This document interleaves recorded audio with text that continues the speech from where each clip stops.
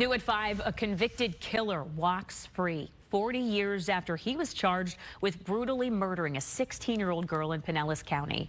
Prosecutors say Jeffrey Murphy and another man were both teenagers when they stabbed Penny Faulkner several times before suffocating her and burning her body.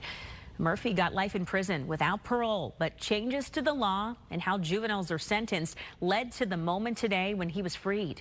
And as Fox 13's Kaylee Tracy reports, it was a very painful moment for Penny Faulkner's family.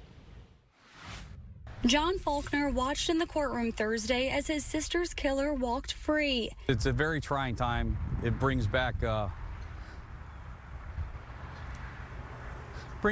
lot of pain.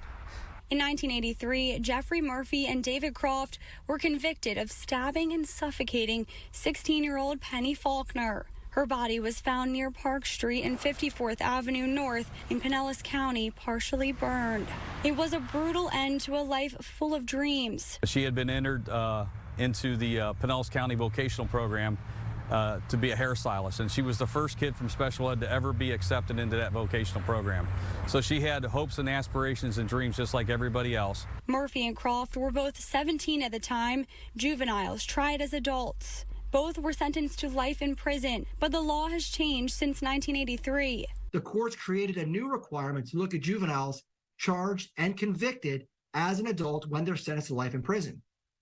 And in this particular case, we know this defendant was sentenced to life in prison.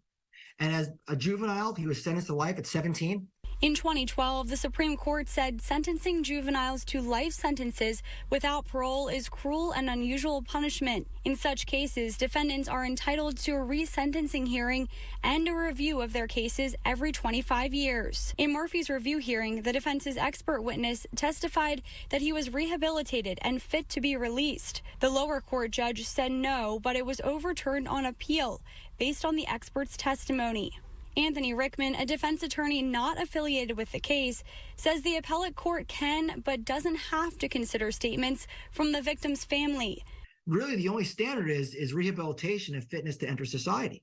Penny's family says that needs to change. We're allowed to be to speak at every other court hearing except for the appellate process, which in essence is the most important one, because now he's released. Her brother has reached out to the governor and Attorney General Ashley Moody, hoping to change the law.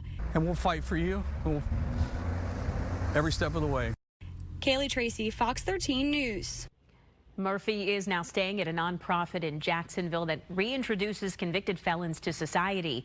Faulkner says he's worried that David Croft, the other man convicted in his sister's murder, will also be released. He tells us he is working to prevent that from happening.